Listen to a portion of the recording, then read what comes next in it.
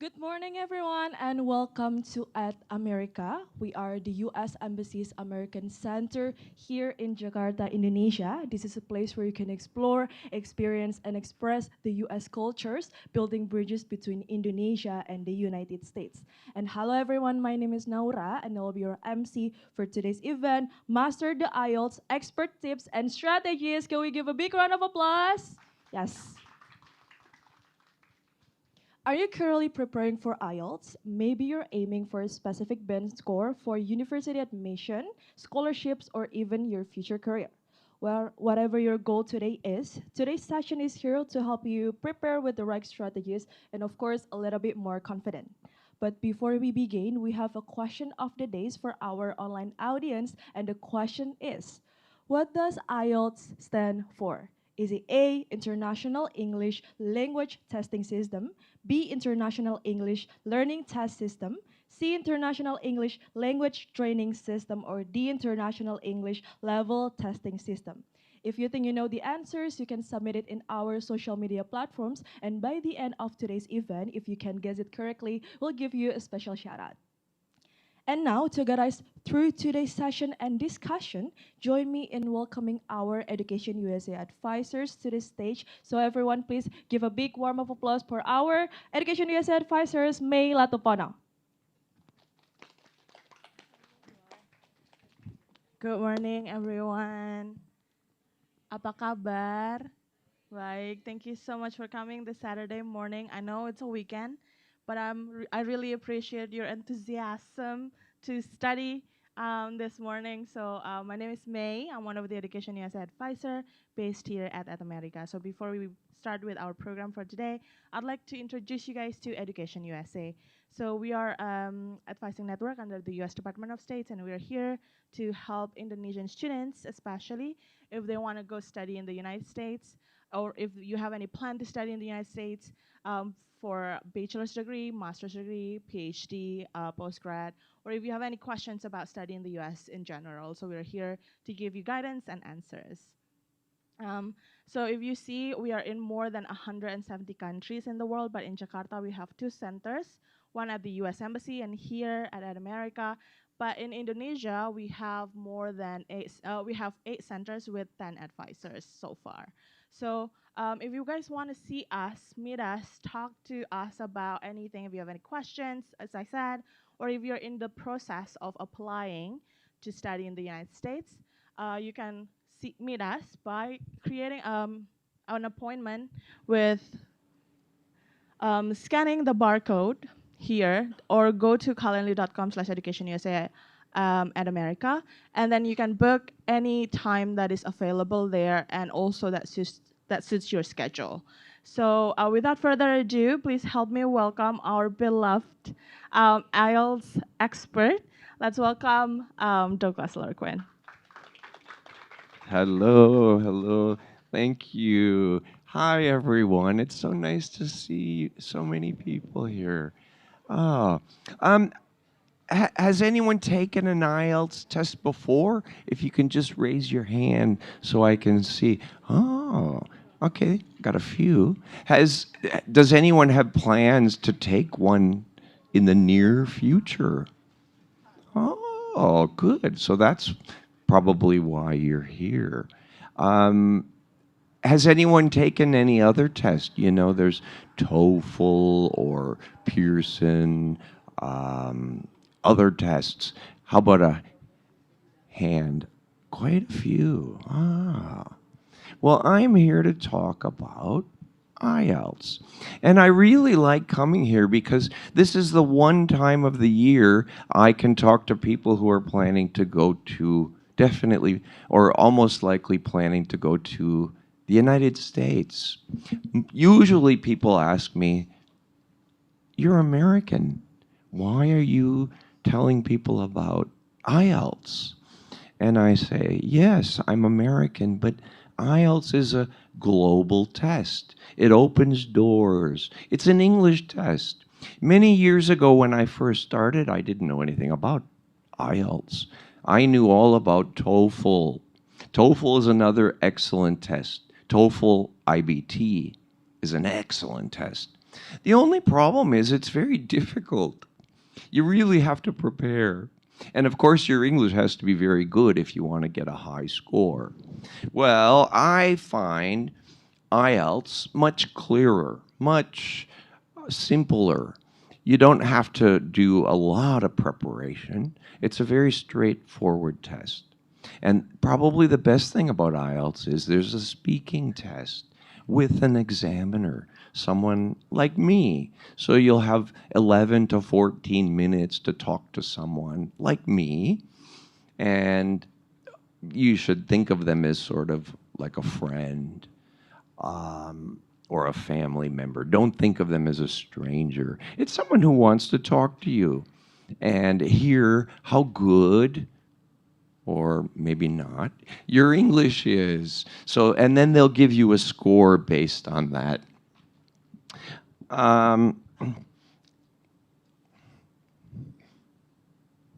And I'm here representing the IALF, which is Indonesia's longest running IELTS test center. And we've got 3 locations. We've already heard a little bit about me. So today I'm going to be talking about listening, reading, writing, and speaking, but I'm not going to go in that order. Let me just click ahead a little bit. Oh, before I get too far, something new has happened in IELTS starting this month. Previously, people had 2 options. You could choose IELTS on paper or IELTS on computer. Starting this month, it's totally on computer. So there's no longer the old-fashioned writing test. So that's one interesting development in IELTS. It's all done on the computer.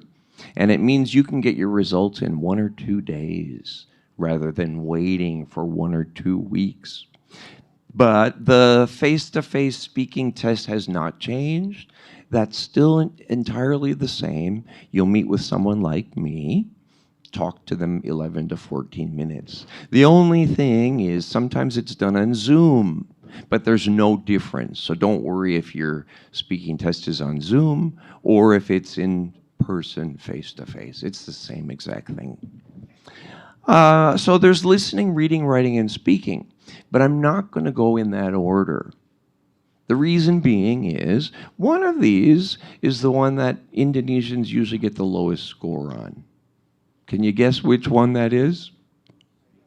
Writing, yeah. So, even for people who have very good English, sometimes they'll get an 8 or an 8.5 or a 9 on IELTS in the listening and the reading.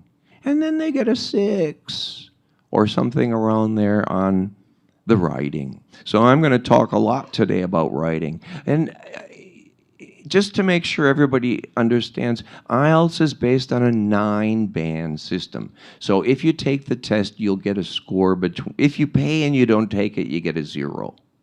That's a bad strategy. But if you pay, register, take the test, the lowest you can get is a 1, at 1.5, 2, 2.5, all the way up to a 9. So hopefully if I take an IELTS test, I would get a band 9. I don't know. I have never taken one, so I don't know that I'd get a band 9. But a native speaker really should get a band 9 because that's expert. If you're planning to go to a university somewhere, you probably need a 6, 6.5, 7, 7.5. And your listening and reading should be higher because that is something that people use quite often, their listening skills, their reading skills, but not their writing skills.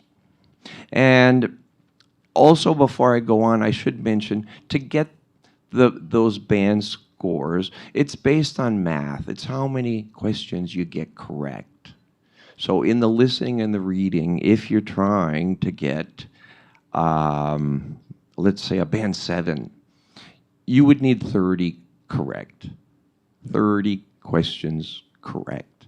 And that's only 75%. It's not that difficult to get. And I'll give you some examples and some strategies today. So hopefully you can get something like a band 7 or higher. It's very possible. Indonesians do pretty well on IELTS. You'll get a test report form like this, and it's good for 2 years. After 2 years, you need to do another one. So I'm going to start with the writing. People get the lowest score in the writing. It's not necessarily because they're not good at writing, but sometimes it's because they don't know what they have to do. So I'll go through what you have to do in order to get a good score. There's 2 questions. And we don't call them questions, we call them tasks, because they're things that are given to you, you have to do. There's no choice. So there's task 1 and there's task 2. And task 1 is basically summarizing something. You're going to be given some map or a bar chart or a graph, and you have to summarize it in about 20 minutes. And you need 150 words. You could get anything, something they're going to provide to you, and you have to summarize it in 150 words. So I would say you need an introduction, an overall statement, and then the most important things. We call them important features. And if there are any numbers or percentages or anything given, you have to use those to support what you say or what you write. We like to say IELTS is the world's most popular English test for study and work purposes. This is a chart that shows how many people take the test every year. And I start with 1995 because that's the first year I found out about IELTS and became involved in IELTS. So on this chart you can see IELTS, the number of IELTS tests taken from 1995 to 2017. We can do this as a bar chart, or we could just as well do this as a line graph. So when you're doing IELTS, if you get something like this, don't panic. It's not that difficult to write a 150-word summary. I would say, if you look at this, the first years, 1995 to about 2000, very few tests were taken. But starting around 2000, going up for the next 5 years or so, people started taking IELTS. But around, what's the year? 2010, the number of tests rose significantly, and that continued. Actually, it continued until a couple years ago. This only shows up to 2018, but in the years after this, the number rose from 3.5 million to 4.5 million. Now, in the last couple of years, the numbers are down because the world economy, politics, various things, but that's not on our chart. So when you're writing or typing your response, only summarize what you can see, what's on the chart. So, using my 3 suggestions, the 3 rules, you write an introduction, just summarize, paraphrase what's given on the test question. So all I've done here is rewrite, paraphrase, in my own words, what it says. The line graph shows the number of IELTS tests taken from 95 to 2018. Then you need 1 sentence overall. If you don't have 1 sentence that gives overall, you can't get a 6 or higher. This is like a topic sentence in a paragraph or a thesis sentence in an essay. So the number of tests grew dramatically from just above 0 to reach through 3.5 million in 2018. But the period of 2010 to 2018 had the most significant increases. So this is what we call an overview, an overall statement. You must have this somewhere in your paper. It can come at the beginning, it can come at the end, but you need one of these, and it has to be good if you're trying to get a 7 or an 8 or a 9. And then you would write the significant features. What's the most important thing? Or what are the most important things that anyone would notice? So what I would say is divide this into the 3 time periods that I mentioned. Very few tests, a slight growth, and then the significant growth. And that's what I've done in this example.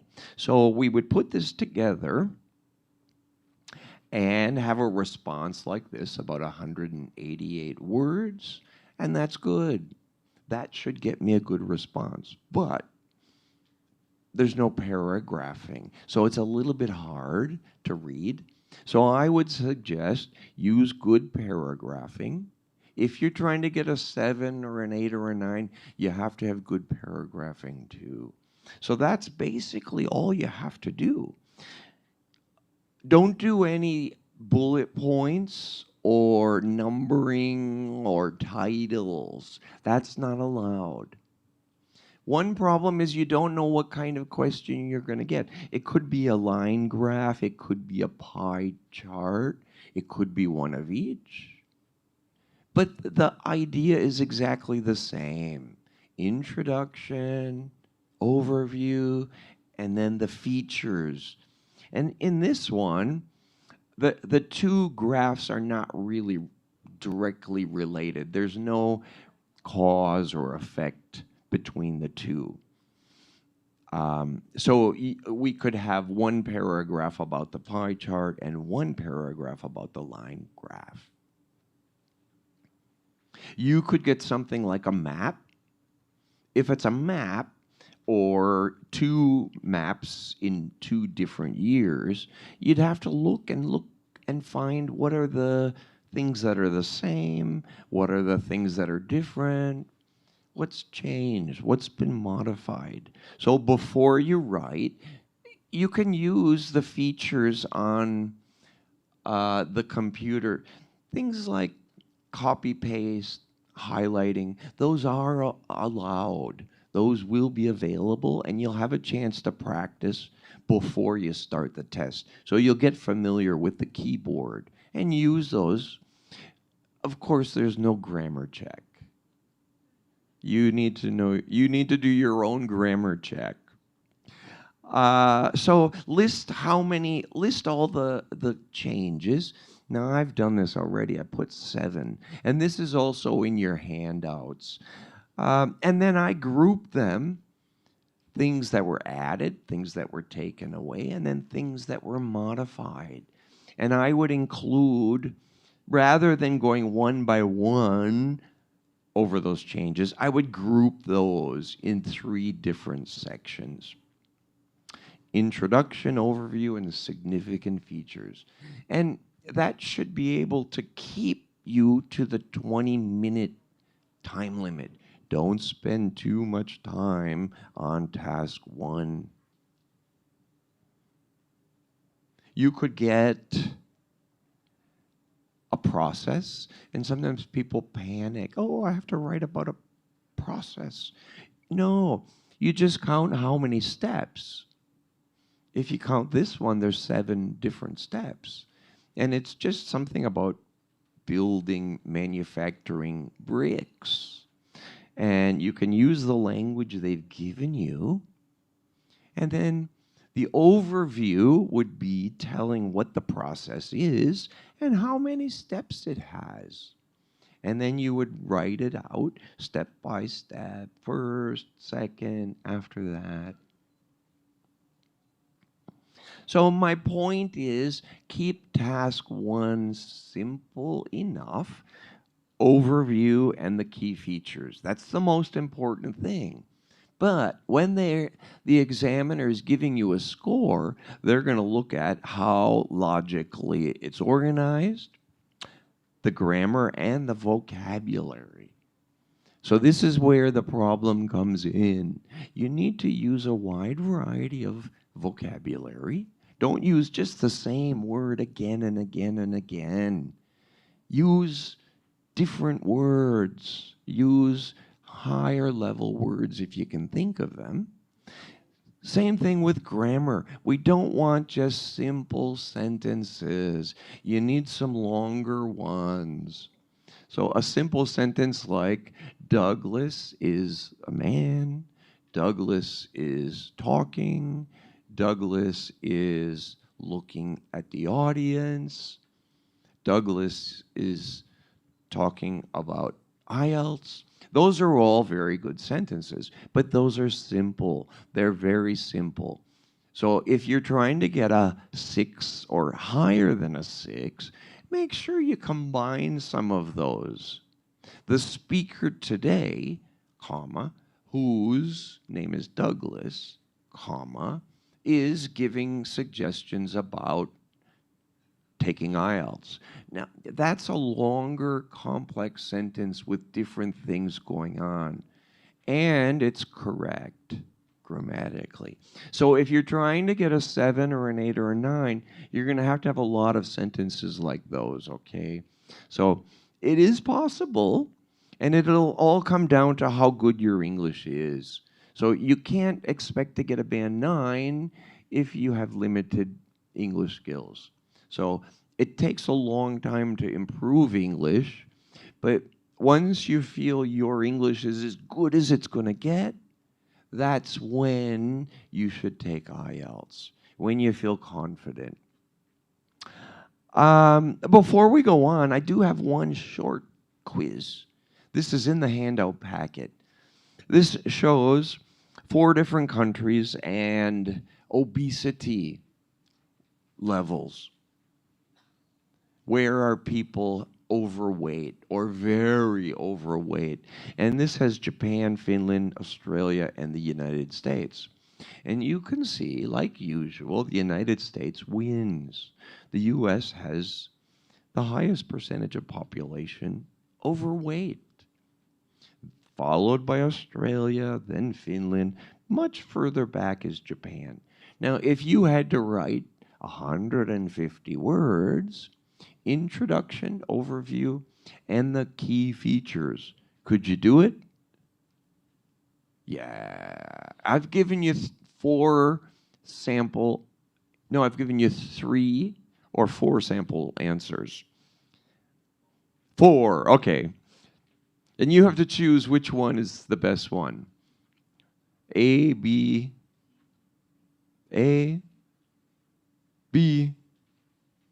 C, or D. And I have to say, I wrote them all, but they're not all good IELTS. They're all good, but they're not good IELTS Task 1 responses. So just glance through those quickly and decide which one is good, A, B, C, or D. Does anyone say A?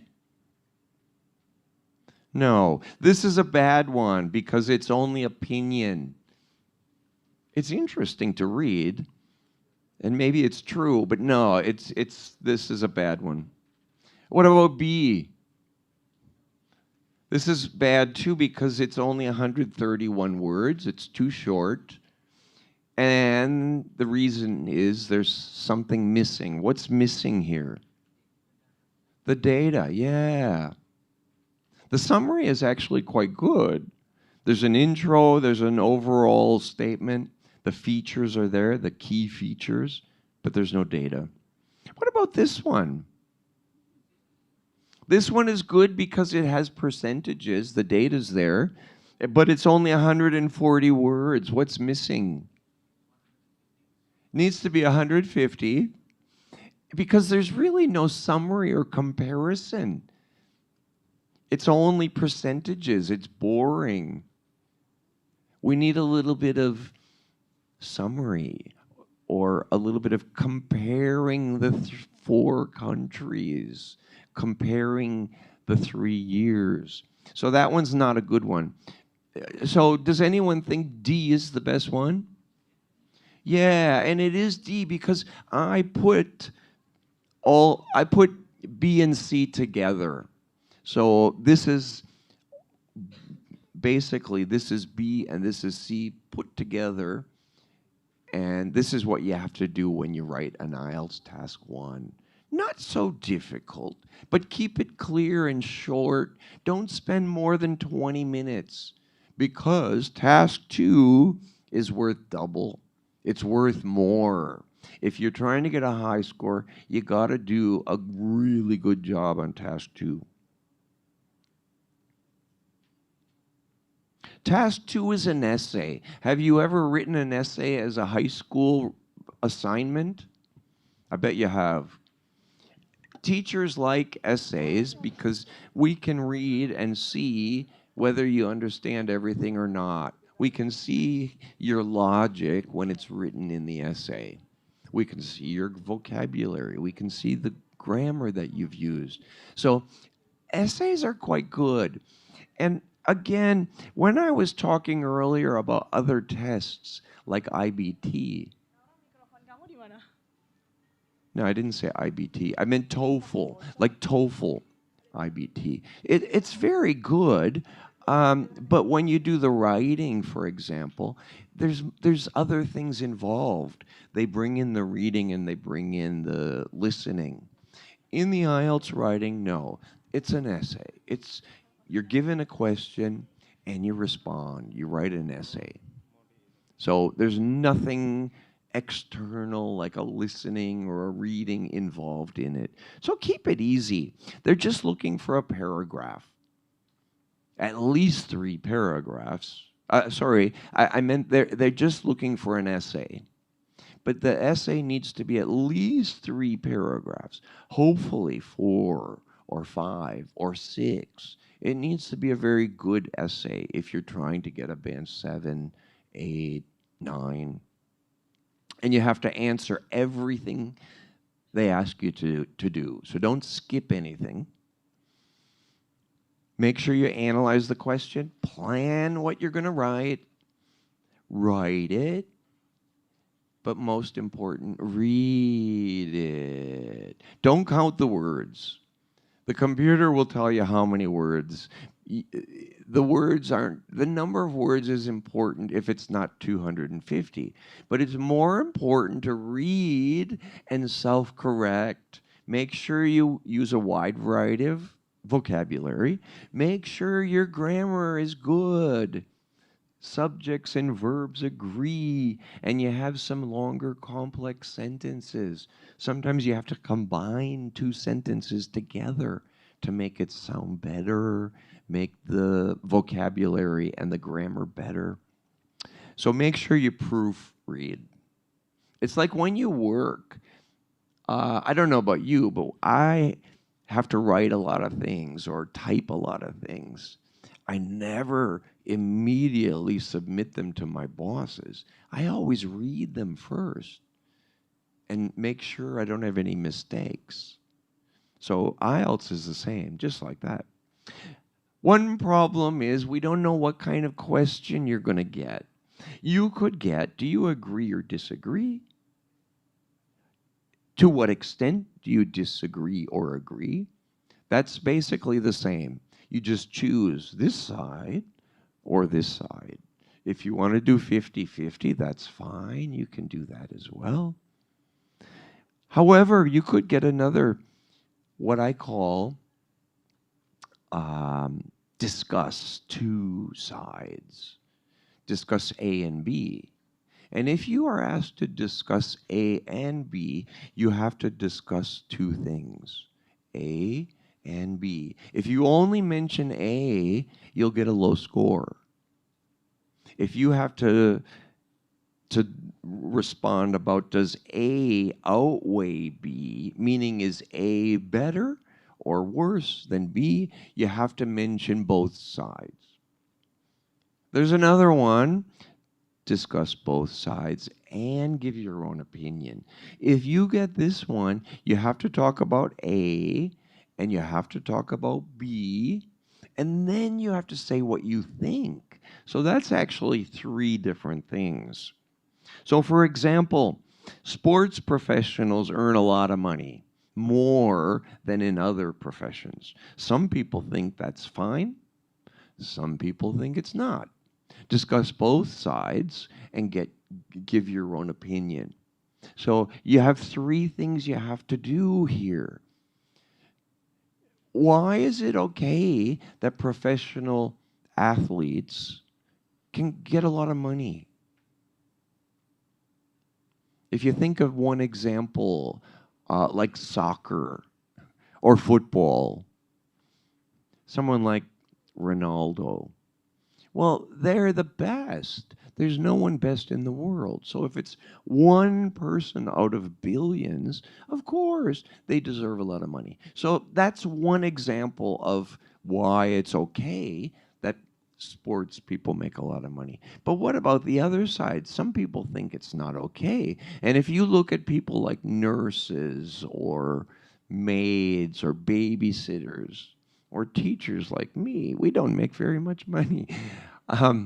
And then you'd have to be able to explain. So have a paragraph about one side, have a paragraph about the other side, and then a paragraph about what you think. Do you think it's okay that some people make a lot of money and some people don't? You'd have to be able to write about that. So make sure you answer exactly what's given in the question. But you won't know until you get the question. There's many different question types. Reasons and suggestions, or problems and solutions. And this is one example. If they ask you to describe some problems that overpopulation causes and suggest at least one possible solution, how many problems do you need? So you want to write an essay that's going to talk about problems that overpopulation causes. Can someone tell me one problem? Just think of one problem caused by overpopulation. There's too many people in the world. So one problem is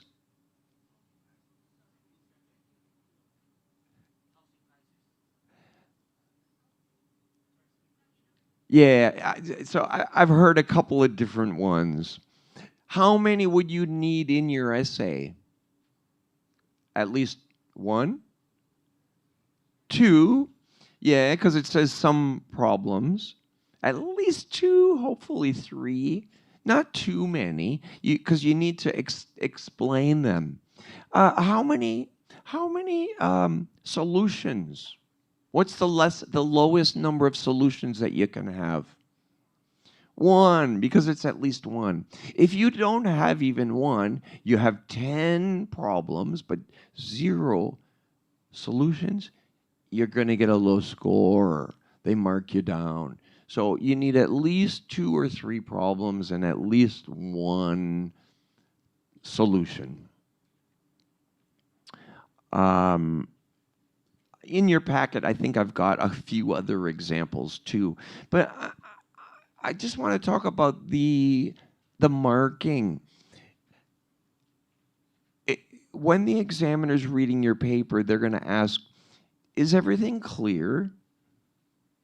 Oh, sorry, this is actually the one for task 1. The clear overview is different in task 2. You won't get that. But the examiner is going to ask, did you answer all parts of the question or not? So this is for the number 1, that's actually wrong. This one should be, have you answered all parts of the question? Have you made everything clear? Is your opinion clear? But basically, the organization, the vocabulary, and the grammar is all the same, just like in task 1. So those are equally important. But my point today is that you have to focus on quickly coming up with a good essay and then writing it if you're going to try to get a band 7 or higher.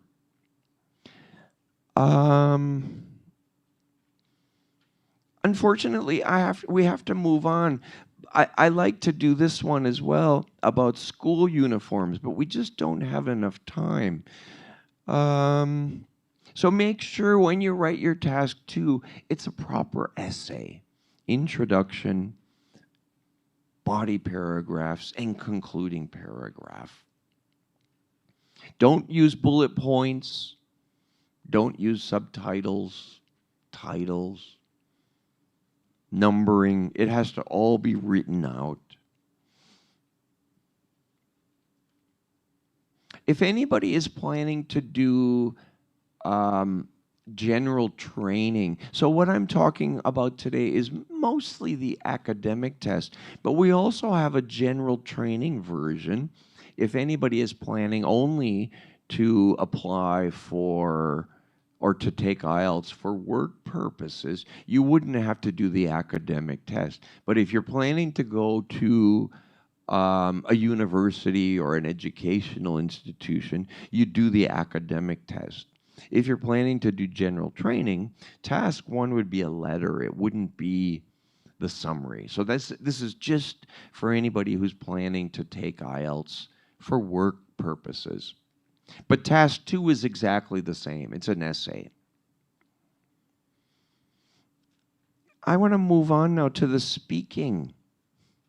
The speaking test, you'll talk to someone like me for 11 to 14 minutes.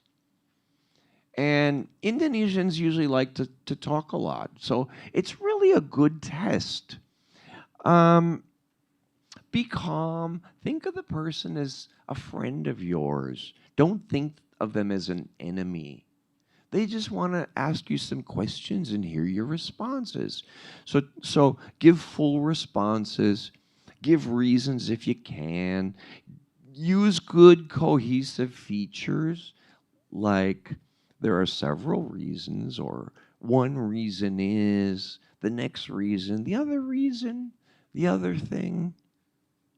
Use a variety of sentence types. In part 2, you're given a topic and you're asked to make a plan. You have a minute, so make sure you make a plan for it. Use good pronunciation. Make sure you sound like you're speaking English and not Indonesian. So maybe it's a little slower. Make sure there's no rolling R. There's 3 parts. Part 1 is some simple questions about you. For example, they will first introduce their name to you. So, hello, my name is Douglas Leurquin. And then they'll ask you for your name. What is your full name? And you can say, my full name is Douglas Leurquin, but you can call me Douglas. So that is pretty much where they'll start. And then they'll say, I'm going to ask you some questions about yourself. Let's talk about, it could be work or study, hometown, family. So I'd like to ask you some questions about yourself. Let's talk about what you do. Do you work or are you a student? But I don't have if I had somebody, they could come around and ask someone to answer some questions, but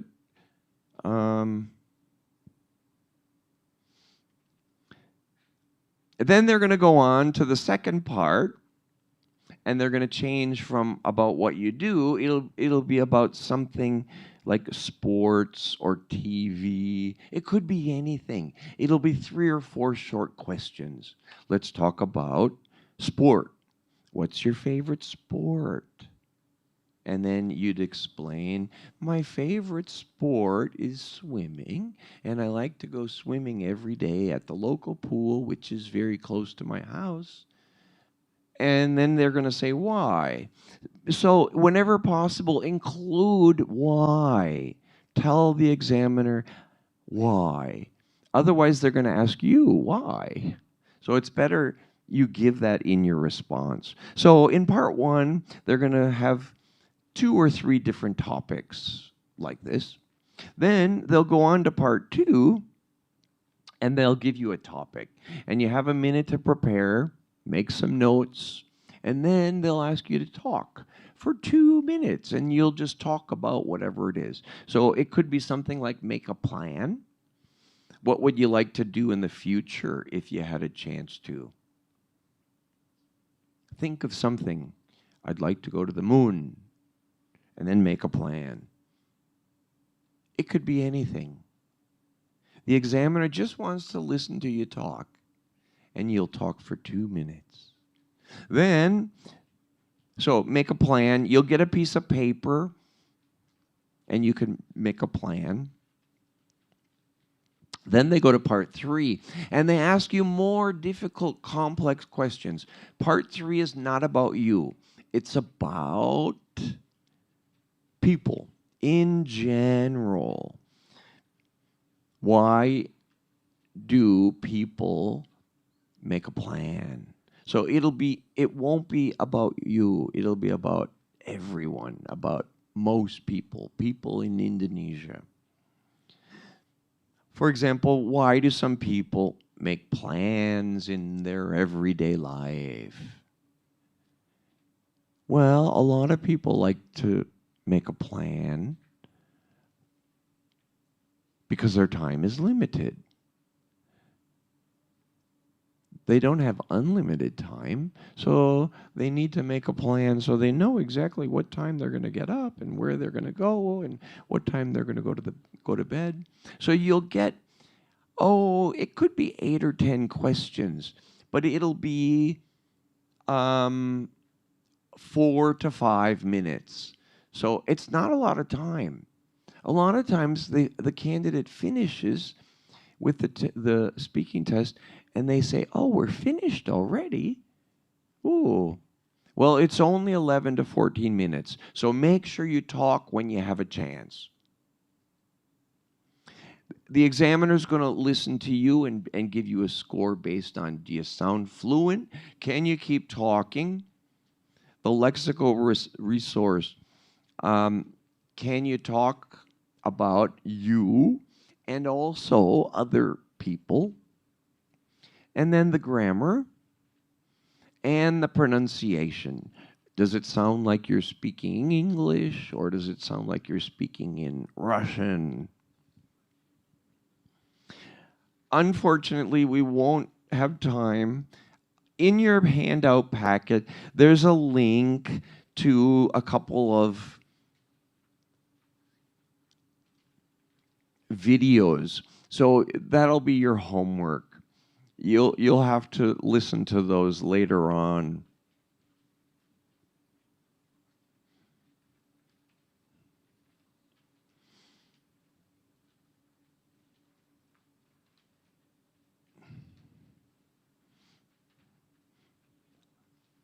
I have to move on. I'm not going to be able to have somebody come around with the microphone.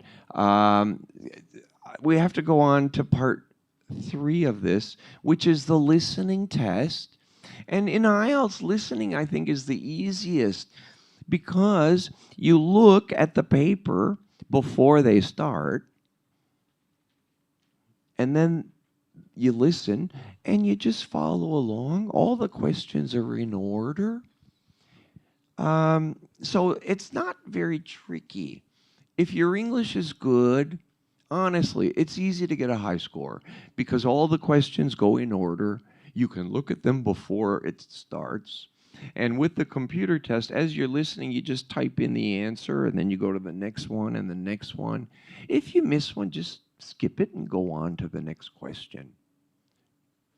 Because again, if you're trying to get a band 7, you only need 30 out of the 40 questions, which is not that difficult. Each question is worth 1 mark. Unfortunately, there's a lot of different question types.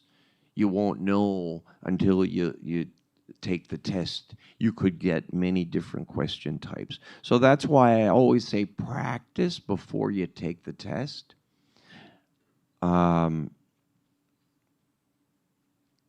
This is an example of different question types.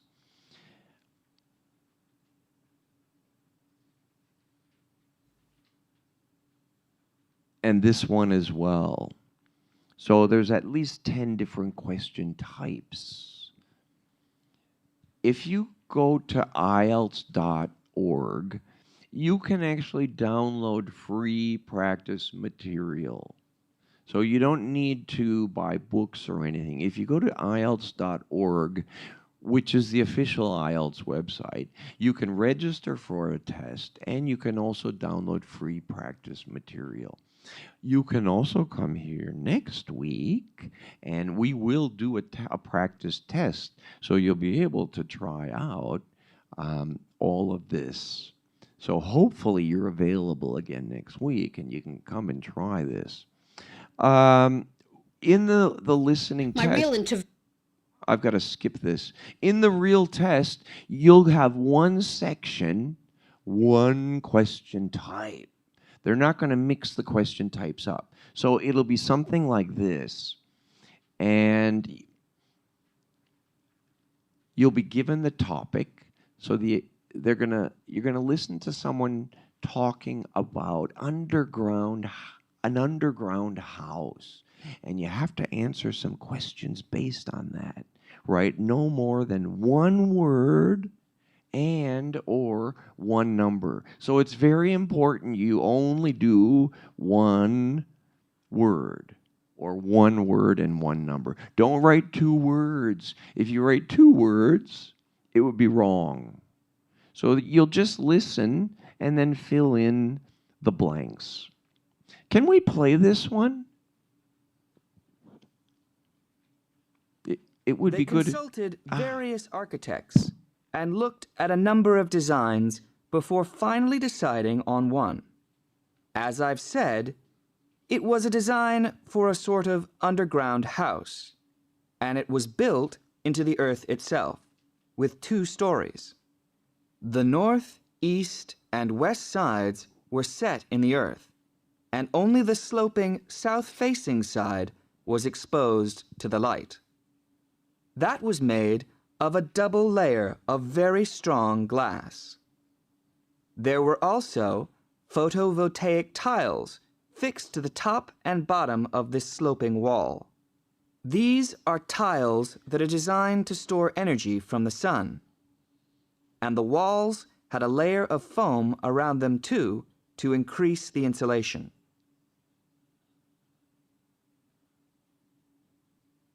Now, what is of interest to us about this project is the features which make the building energy efficient.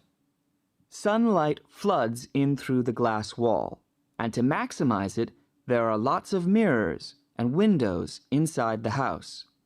That helps to spread the light around. So that's the first thing. Light is utilized as fully as possible. In addition, the special tiles on the outside convert energy from the sun and generate some of the house's electricity. In fact, and it is possible that in future the house may even generate an electricity surplus, and that the owners will be able to sell some to the national grid. As well as that, wherever possible, recycled materials have been used. For example, the floors are made of reclaimed wood, and the owners haven't bought a single item of new furniture. They just kept what they already had. And then there's the system for dealing with the waste produced in the house. This is dealt with organically. It's purified by being filtered through reed beds, which have been planted for that purpose in the garden. So the occupants of the house won't pollute the land or use any damaging chemicals. It's true that the actual construction of the house was harmful to the environment, mainly because they had to use massive amounts of concrete. one of the biggest sources of carbon dioxide in manufacturing. And, as you know, this is very damaging to the environment. In total, the house construction has released 70 tons of carbon dioxide into the air. Now that's a frightening thought. However, once the initial debt has been cleared, and it's been calculated that this will only take 15 years, this underground house won't cost anything, environmentally I mean, because unlike ordinary houses, it is run in a way that is completely environmentally friendly. So, eco-housing like this is likely to become much more...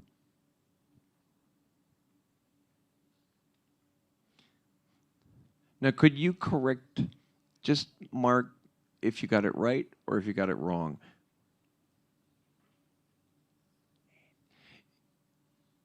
To get 1 point, you'd need it exactly the same as this. If it's spelled incorrectly, it's wrong. If, for example, you wrote 15-year, it would be wrong. It has to be exactly like this. Now, you'll end up with 40 questions like this in 4 different sections. This one has 8 questions. So if we multiply it times 5, it would be like 40 questions. That would be a 9. If you had a 7, if we multiply that times 5, does anybody have an 8 or a 7? Because a 7 would be like a 35. That would be at least a band 7. 6, if we multiply times 5, that would be 30. If anybody had 6, correct, that would be like a band 7 as well. If anybody had a 5, does anybody have 5, correct? Okay, if we multiply that times 5, that's 25. That's like a band 6. That's not bad. If you had 4, that's like a 20. That's 5.5. So if you only had 1, 2, 3, or 4 correct, keep working on your English. But next week, we'll do a practice of this, so you'll have 40 of them to work on. So come next week if you can. So you'll have 4 sections, just like this. This one is from section 4, so it's usually the most difficult. While you're on the phone.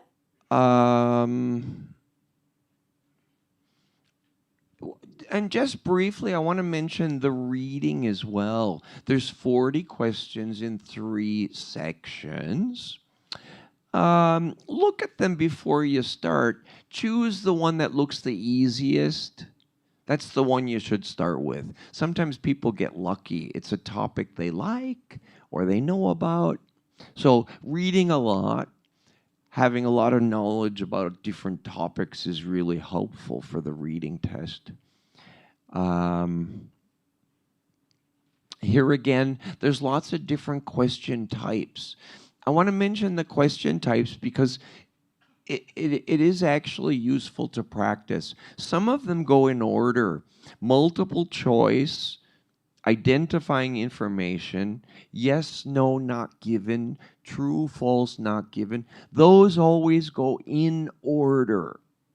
So when you find the answer to one, the next one's going to come after it, and then after it, and then after it. It's a good tip to know. Other question types don't necessarily come in order. During the test, try the one that looks the easiest first, but make sure you read the questions before you start, because you're reading the passage only to find the answers. Don't read everything. Don't read every word. Skim, scan, and then read carefully when you think you're in the right area that has the answer. There's usually 13 or 14 questions in one section. Here in your packet, there's an example with 3 different question types: multiple choice, true, false, or not given, and summary. Well, the first 2 go in order. The third one, the summary completion, does not. So you'd want to read the questions beforehand. On your screen, when you do the test, it'll be something like this. So read through the questions, all of the questions, so that when you start reading, you can only read for those answers. This particular one I chose because it's kind of interesting. It's about Bali, about tooth filing. So I've put this in a normal size so that we can read it. But you'd start with the questions. Read the questions so that you know what you're looking for. This is about Balinese tooth filing. The Balinese people have their tooth filed down. Why? And then Balinese spirits or ghosts or something are where? Where can you find them? So we want to read through all the questions. True, false, not given. These, you always turn them into a question. Most Balinese are nervous about having their teeth filed. So make this a question. Are most Balinese people nervous about having their teeth filed? So then we want to look. Yes, they are. No, they aren't. Or there's no information. And only the canine teeth, the canine are these sharp ones, are only the canine teeth filed down? Or are there other ones too? And then tooth decay, cavities. Do they soon appear after the teeth have been filed? And there's also a section which is a summary. So we need to understand the whole article to answer the summary. When a Balinese reaches, this could only be adolescence, adulthood, or childhood. There's only 3. So you want to quickly read through and find which one is it. Actually, it's when they it's one of the most important rites of passage. Every Balinese is blank to go through it. So grammatically, every Balinese is obliterated? No. Is must? Is must is not grammatically correct, so it cannot be is must. Is likely, maybe, or is obligated. So if it's maybe they take it, maybe they do it, maybe they don't, maybe it's likely. If it's they must do it, it would be obligated. So you can use your knowledge of grammar to answer some of these. But then you have to go back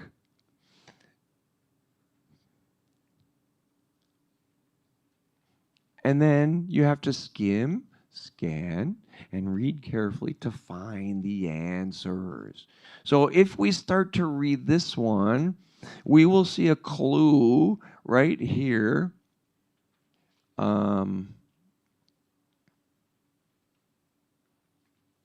Every young Balinese man or woman experiences. They all experience it. They all do it. So this would already be part of number 11.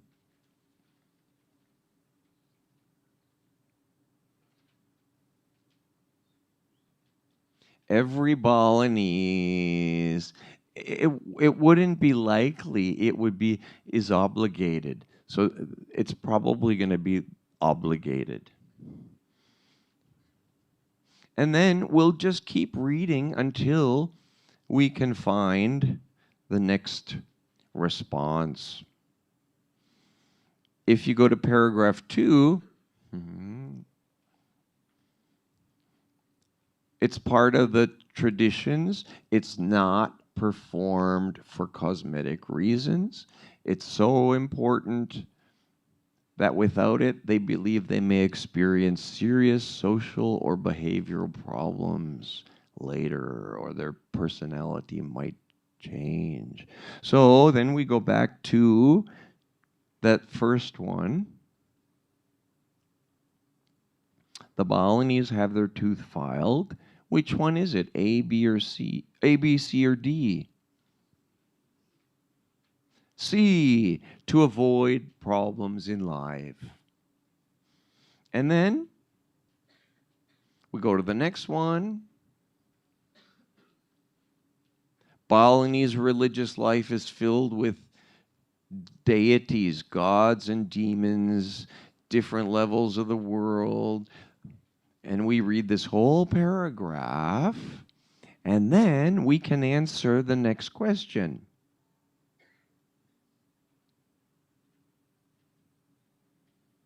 Balinese spirits, A, B, C, or D? Are usually easily seen? No. Are only in the mountains? No. Can all fly? No. Can be found everywhere. D. Yeah, so you keep doing that all the way through. But I do want to point out those true, false, not given ones. Are most Balinese nervous about having their teeth filed?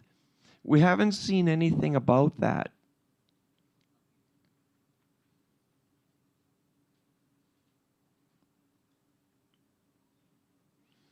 Yeah, we haven't seen anything about that yet. So maybe it's not given. But we need to find the next question after that. I'm going to go all the way down towards the bottom here, where it talks about which teeth. In this paragraph, can you find which teeth? Is it only the canine, or is it other? So it's in this paragraph right here. Long pointed teeth resemble the fangs of an animal. These are the ones that they have cut down, filed. Is it only those?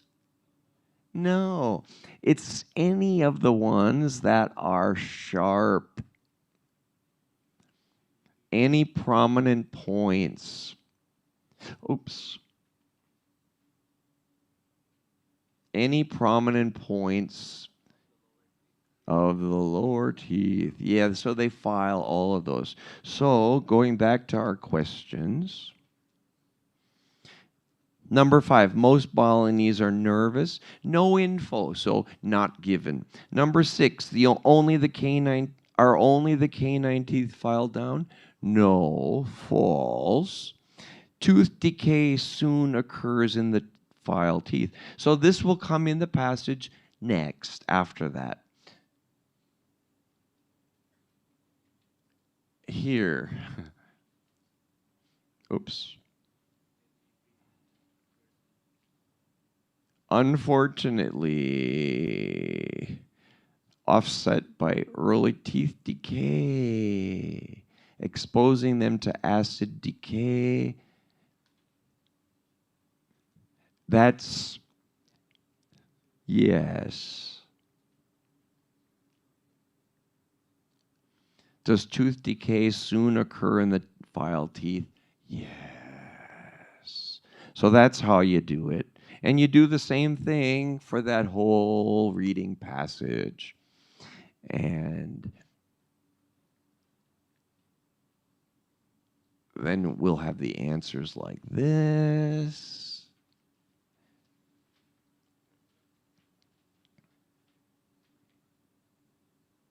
And then you'd have to fill in all these answers. Again, if you come next week, you'll be able to try 3 reading passages. I tried to find one that was not so difficult, and it was interesting. But again, if you want more practice materials, you can download them at IELTS.org. Only take the test when you feel confident, you've had practice. And that's why I suggest come next week if you can do the practice tests that they're going to do.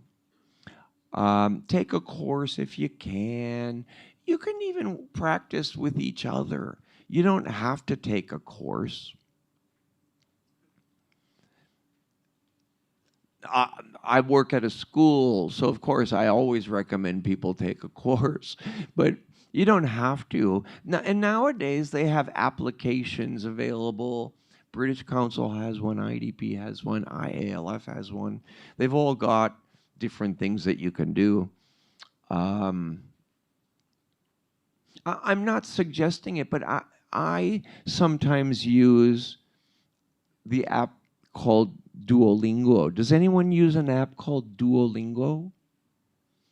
It's really fun. I mean, when I'm bored or if I have time or I'm on a train or something, I sometimes use Duolingo. I've never taken a test, not for English. I do it for Indonesian, but you probably don't need that. But you can do it for English. They also have a test. You could do the has anyone taken a Duolingo English test? No? Oh, a couple people. That's another one, and there's nothing wrong with it. If you find out your university, the one that you want to apply to, allows Duolingo, well, that's fine. Then you can use that. But unfortunately, most don't. IELTS is the most popular English test in the world. It's accepted by over 12,500 institutions, universities, schools, whatever. So there's no other test that's as widely accepted. And again, I think IELTS is the best test to take, so I hope you do take it.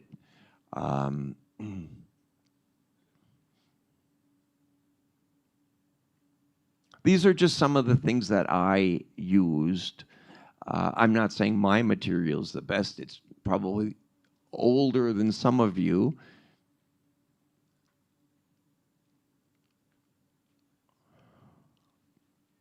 When you're ready to register for the test, it's very easy to do. You can start with IELTS.org, and then you have to choose which area of Jakarta you want to take the test in.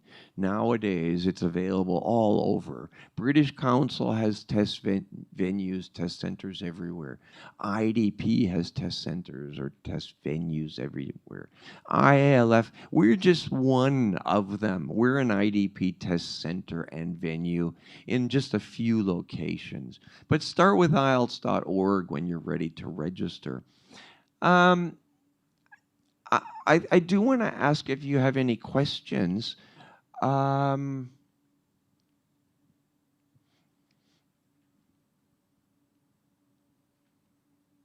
have more questions next week, I think, after you try the writing and the reading and the listening. If I can get someone...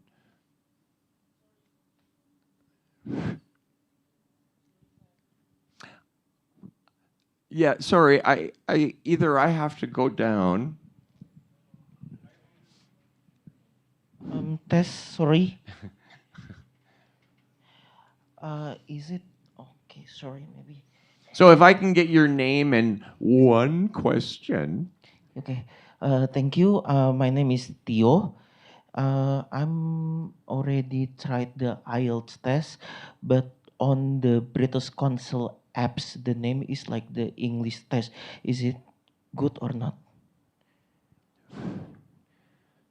Thank you for the question, Yes. Tio. So his question is, he's already taken some practice tests on the British Council app.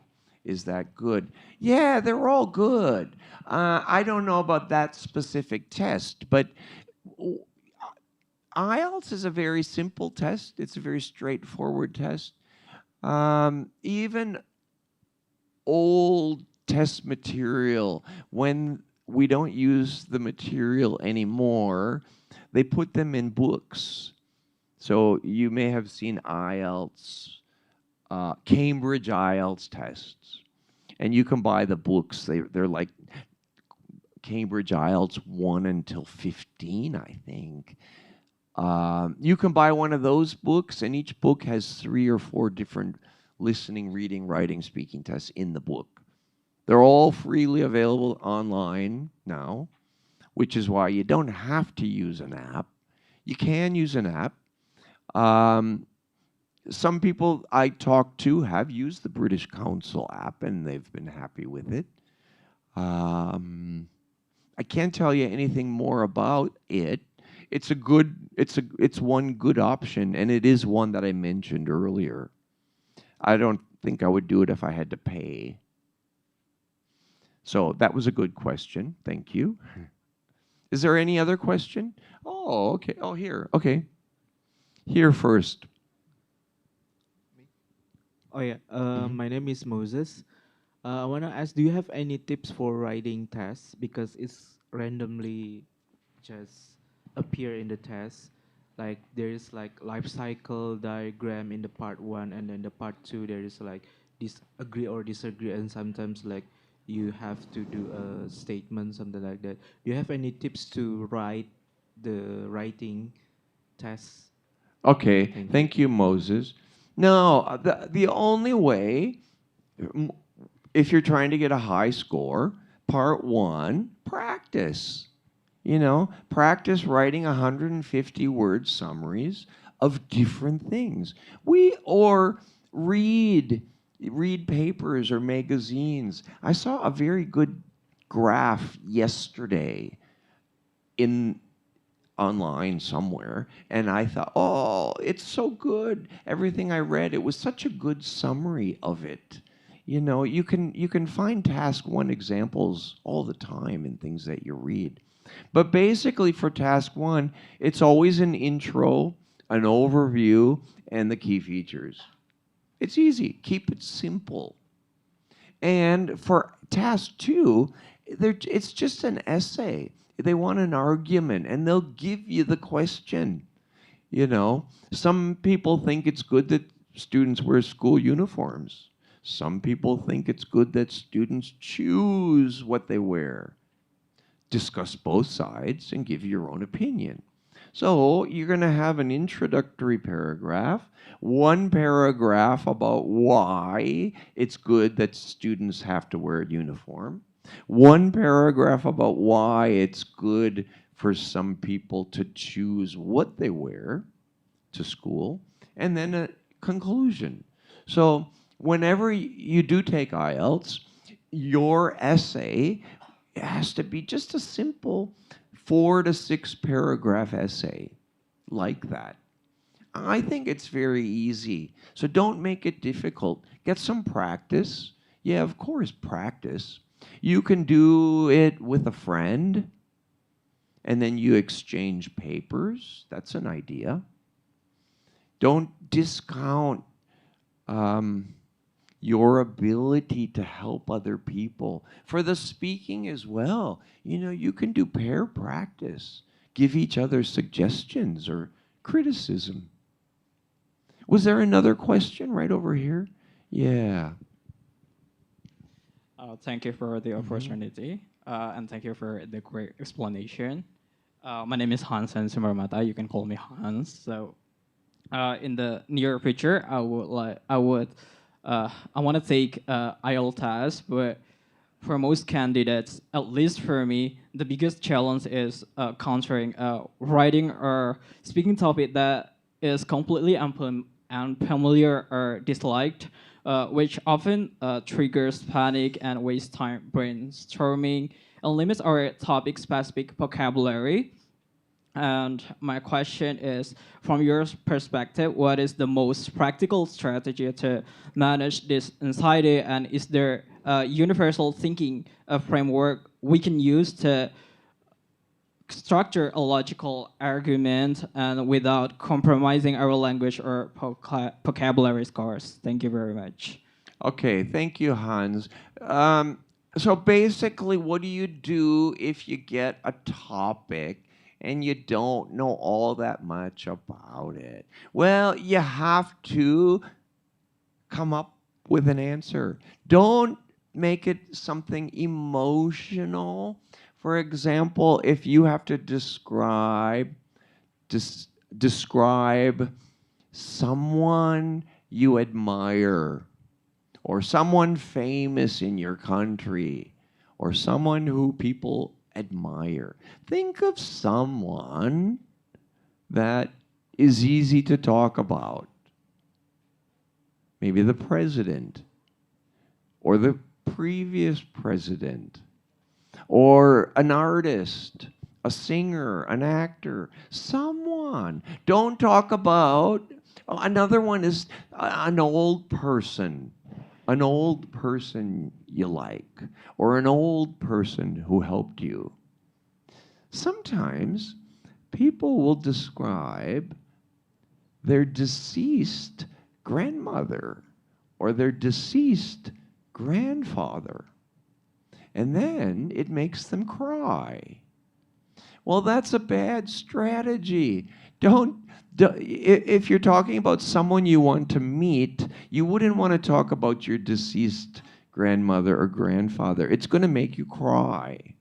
So you can focus a lot of times, like in task 2, part 2 for the speaking, you can focus it however you want.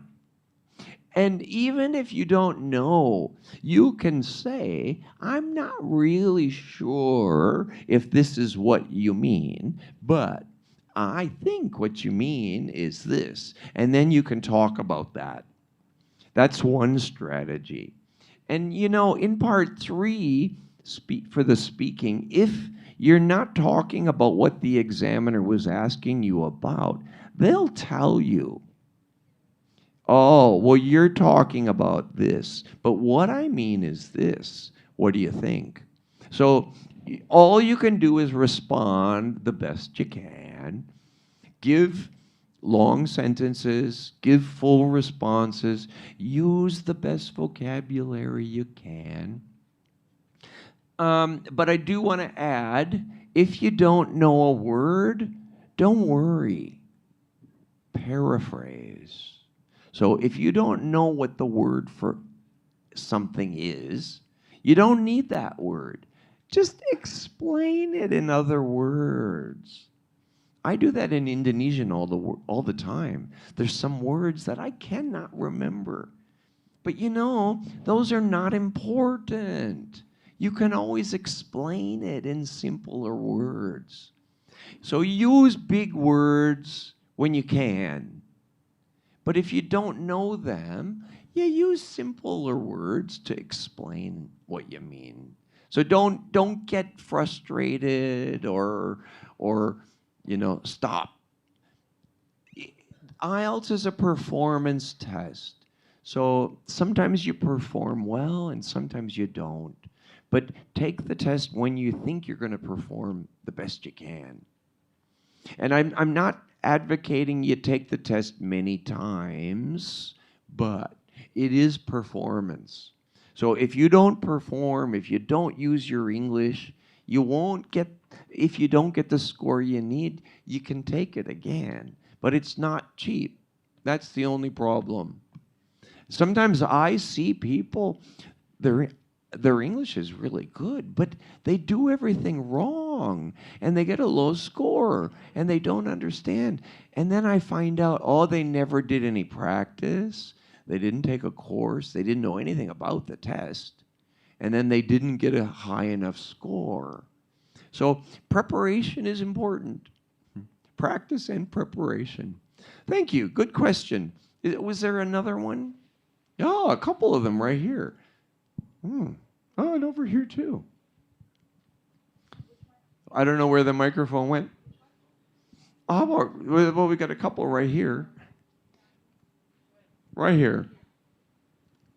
Thank you very much. My name is Dita, and as previously mentioned, the number of words for each writing section is 150 and 250, right? Mhm. So I wonder, do you have any suggestion on the sweet spot for the number of words that we should write for each section, or maybe the ideal number of words? Thank you.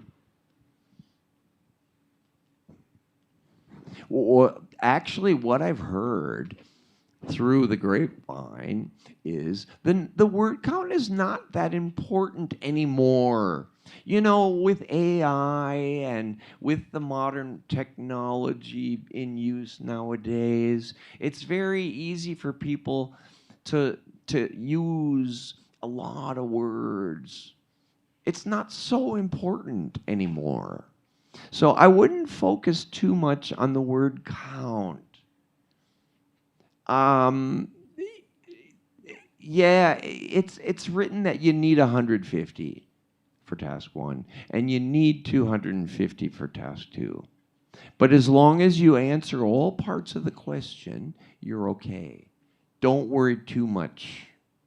However, if you're trying to get a band 8 or a band 9, you really have to extend your responses. So if you're planning to get a band 8 or a band 9, it's true, it's going to be a little bit longer.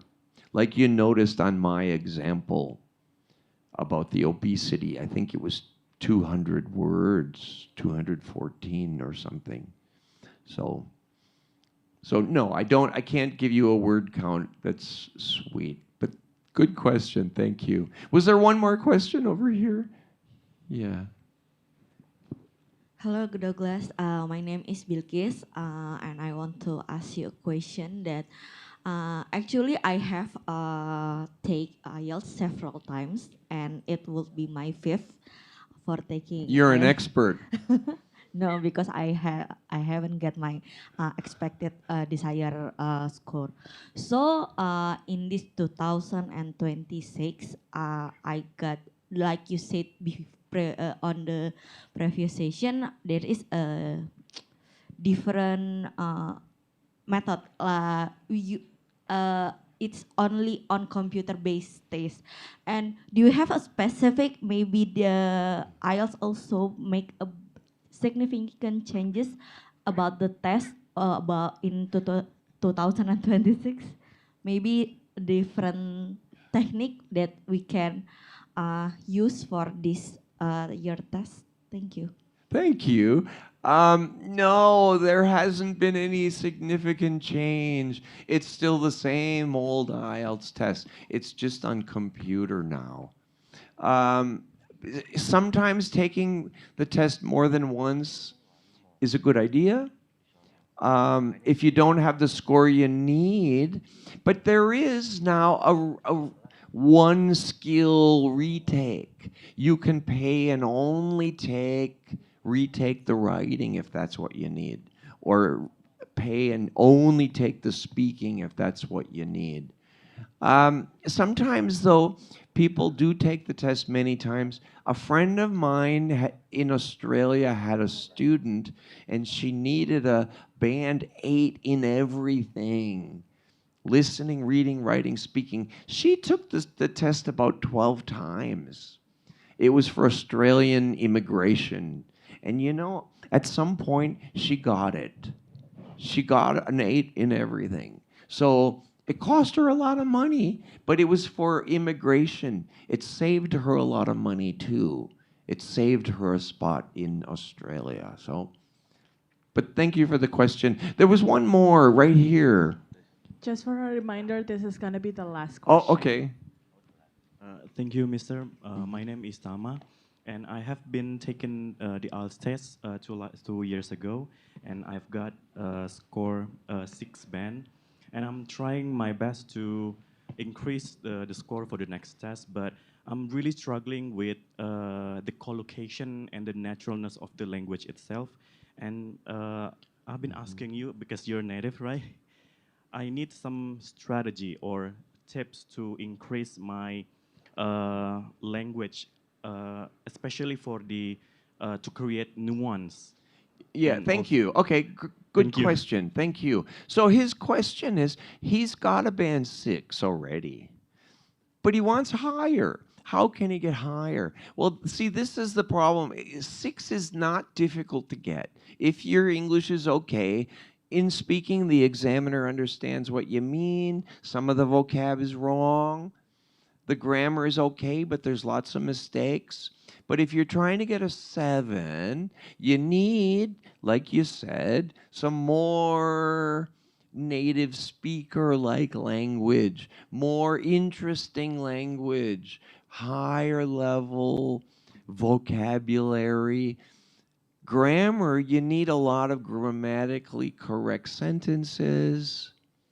You know, so it's not so difficult to get a band 6, but to get a band 7 in writing and speaking is difficult. So read a lot, learn from what you read. I have friends who've studied colloquial expressions. You know, once in a blue moon, things like that. If you use them well, yeah, they can help you get a band 7. But if you just throw them in everywhere, it can keep you at a band 7. So have a teacher, take a course if you can, read sample answers. For speaking, I like to recommend you record. One idea is to record yourself and listen. Do you have frequent error-free sentences? And is your vocabulary good? Interesting? So recording is one idea. But yeah, you got to improve your English. So if your English is really good, then you should be able to get higher than a band 6. So then it's a performance problem. And if your English isn't so good, well, then sometimes you can't expect too high. So your score would be based on your level of English. There's no silver bullet.